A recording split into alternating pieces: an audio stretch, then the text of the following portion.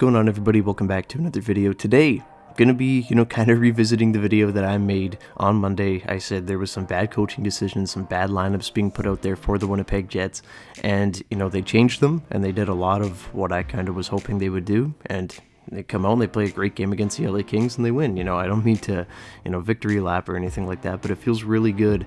I've been wanting the Ehlers, Scheifele, Velarde line together for, 3 months, really, at this point. They played so good at the end of December and into January, and the Jets kind of just went away from that line. I didn't really understand it. They reunited Cole Perfetti with Kyle Connor. Obviously, Tyler Toffoli was sick, didn't get to play that game, and those two played lights out. 3 assists for Connor, Cole Perfetti 2 goals and an assist, including the game winner. Probably wasn't even going to be in the lineup if Tyler Toffoli wasn't sick. So shout out to Cole for making the most of his opportunity. I hope he gets to stay there.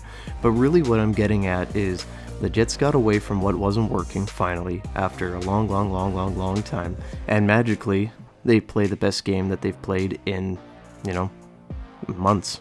This team has it in them, and I know it looks bad when you lose 6 games in a row around this time of the year. I know it freaks everyone out because we've seen this happen to the Jets before. There's the late season meltdown, and then they limp into the playoffs, and then they get killed. But the Jets have shown that they can come out of it if the lineup is, properly put together. They've finally gone away from what isn't working, and now they've reunited the Ehlers, Scheifele, Velarde line. I expect that line to go forward and probably have, some more success. The Kings are a, tighter checking team. They were really keying on that line. They didn't have the greatest game of all time, but I don't think that they played bad. Perfetti and Connor getting back together, like I had mentioned before, was a big step forward. I wonder if they keep those two, together on a line with Monahan. I wonder what happens when Toffoli is back. I'm sure we'll see that shortly. I don't think it would be a bad idea to keep that line together, put Toffoli on the third line with maybe Lowry and Niederreiter. I think that could be a lot of fun. I know Appleton is the checking guy and everything like that, but I mean, if you can get Adam Lowry and Niederreiter to dig pucks out and set Tyler Toffoli up in front of the net, I think that'd be kind of fun. We've already kind of experimented with that line already, so I wonder, hey, I don't know, maybe Mason Appleton slips to the fourth line, plays with Nemestikov and Barron or Iafallo, whatever you want to do with that final line. The Jets have a lot of depth, and, if they use it properly, I think that they're a very good team. I mean, that forward core is just about as deep as any team in the NHL, and let's say they do keep that top 6 together, and then they slot in Tyler Toffoli on the third line. You've got a 30-goal scorer sitting on your third line. If Cole Perfetti can get going, playing consistently that well with Kyle Connor and Monahan, maybe a long shot, but he's definitely more effective in a top 6 role playing with skilled players as opposed to being, the guy playing with Nemestikov and Barron. Yeah, those guys are great players, however, just not, at the level of those other guys. Perfetti is definitely more suited for the top 6. I don't think that's a secret. I don't think that's, controversial or anything. And that's definitely where he belongs. So we'll see, how long we get Cole Perfetti on the second line. But if, you can have Toffoli on the third, I think that's a lot of fun. So a lot of the talk has been about the forwards, but I want to talk about the defense too. All the defense pairings have been different. I thought Sandberg and DeMello played very responsibly together.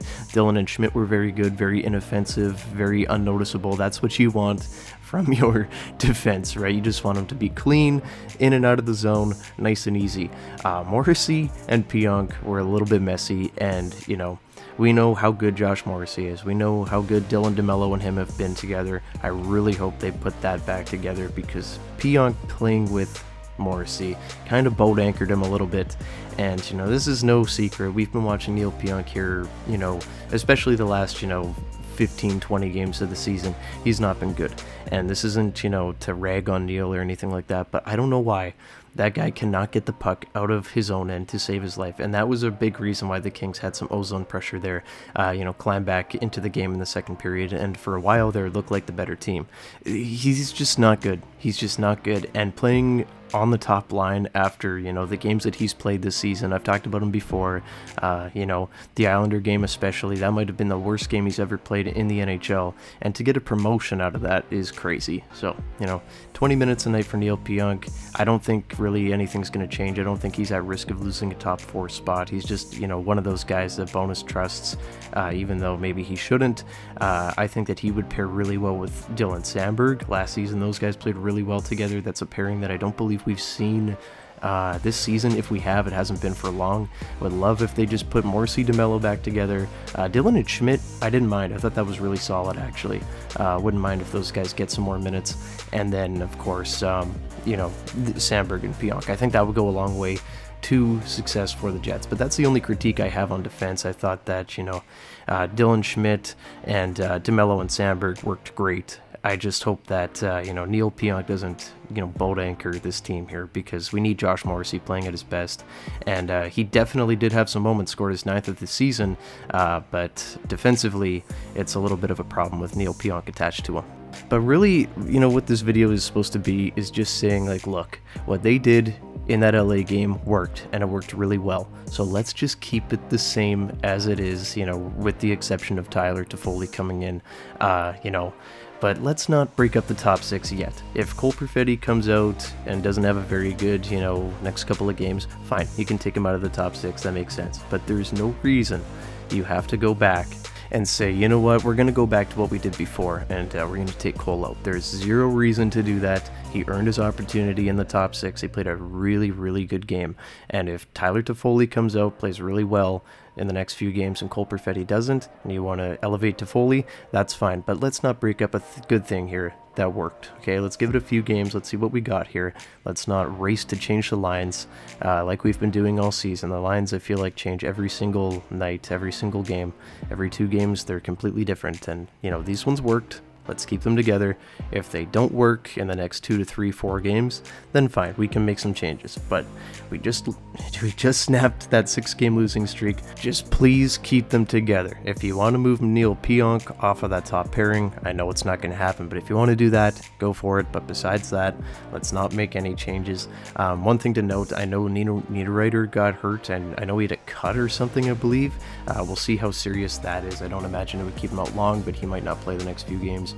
So we'll have to see what the lineups look like. But yeah, I don't know. Jets looked really fun against the LA Kings. Let's keep that going. I think the Jets can go on a big win streak here. I don't think that they're going to be, winning the Central at this point. I think they're a little bit too far out. But if they would be able to win second in the Central and play Colorado with home ice advantage in the playoffs, I think that'd be a lot easier than going on the road for the first 2 games. That's just my take. But I really, really, really hope that they can, continue to play well here, because I believe in this team. I really think this team can be a real, contender. And if they use them the way that they were used against the LA Kings, I don't think it's a secret. I mean, those guys look damn good. And I know the 6-game losing streak freaked a lot of people out. And, everyone was saying, oh, the Jets are frauds, just like we all thought. But I really don't think that's the case. I think that they can surprise a lot of teams in the playoffs. They just need to be used properly, and Bones can't keep going back to stuff that doesn't work, right? Can't keep trying to force stuff. But that's all I got today, guys. Thank you so much for watching. Leave a comment down below what you guys thought about the Kings game, about the Lions, about where the Jets are going forward. I want to hear from you guys. Leave a like and subscribe to the channel if you haven't already. I'll see you guys on the next one. Go Jets, go. Bye-bye.